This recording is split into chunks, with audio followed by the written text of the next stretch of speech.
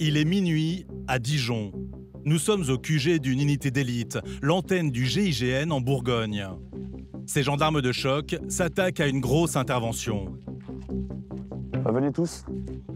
Une dizaine d'hommes en civil vont bientôt passer à l'action. Ok, c'est bon, on fait le brief. Puis après, tu répartiras les éléments. À la tête de l'opération, Steve, le commandant. Ok, tout le monde est là, c'est bon? Depuis plusieurs semaines, un gang de cambrioleurs originaires des pays de l'Est dévalise les pavillons de la région. L'antenne du GIGN doit les stopper en flagrant délit. Donc pour nous, la mission, ça va être d'interpeller les mecs. Après, s'être assuré qu'il y a bien eu une commission des faits. Les enquêteurs chargés de l'affaire ont déployé les grands moyens pour prendre cette équipe de 4 malfrats sur le fait et les faire tomber. Donc la commission des faits, normalement, va être vue par l'hélico et après, on va confirmer au sol avec Yogi qu'il y a bien eu vol. Une fois qu'il y a ça, on peut aller taper. C'est bon, les gars? On monte dans le véhicule. Depuis plusieurs jours, les enquêteurs suivent le gang en filature. Or, ce soir, les malfaiteurs sont de sortie, probablement pour visiter tout un quartier. On est face, en fait, à des individus qui sont souvent en groupe organisé, parfois de manière quasi militaire, avec parfois une structure à l'étranger. Et en fait, ils font ce qu'on appelle des délits d'appropriation de biens, donc en fait des cambriolages en série. Et en fait, quand ils partent en raid, ils peuvent cambrioler des dizaines d'habitations d'affilée.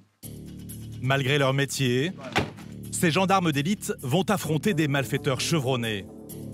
D'ailleurs, le gang est déjà en embuscade. Ils sont dans les bois, ils sont encore posés. Ils posent leur véhicule au milieu d'un chemin forestier, bien enfoncé dans la forêt à plusieurs centaines de mètres. Là, on sait qu'ils vont commencer à passer à l'action. Ils descendent de leur véhicule et ils partent dans un petit village et ils commencent à faire des cambriolages de maisons en série.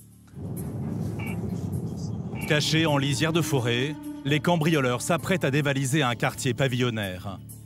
En caméra thermique, l'hélicoptère aperçoit leur voiture approcher des premières maisons. C'est parti pour une nuit de razzia. Ouais, répète, t'as vu 4 mecs, c'est ça? Ouais, je te confirme, 2 plus 2 qui ont enjambé le mur, 4 mecs. Voici les 4 cambrioleurs entrant dans la propriété.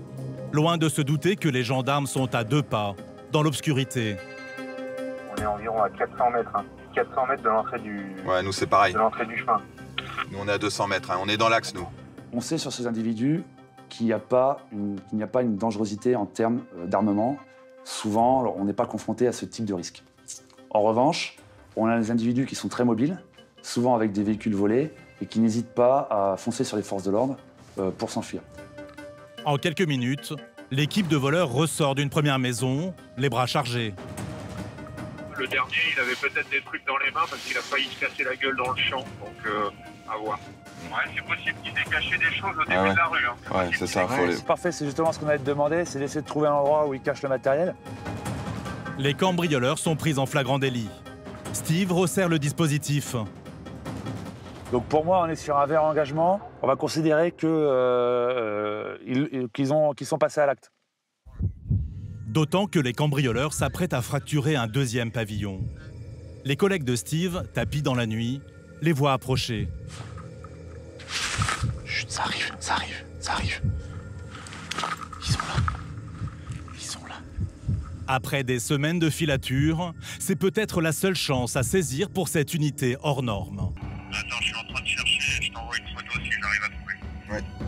L'hélicoptère vient de repérer les cambrioleurs entrant dans un deuxième pavillon pour le dévaliser. L'hélicoptère a visuel sur 4 individus qui viennent d'enjamber un mur au niveau de la propriété. L'équipe d'intervention est cachée à quelques mètres. Ils sont là. Ils sont là. Plus question d'attendre, l'assaut est lancé.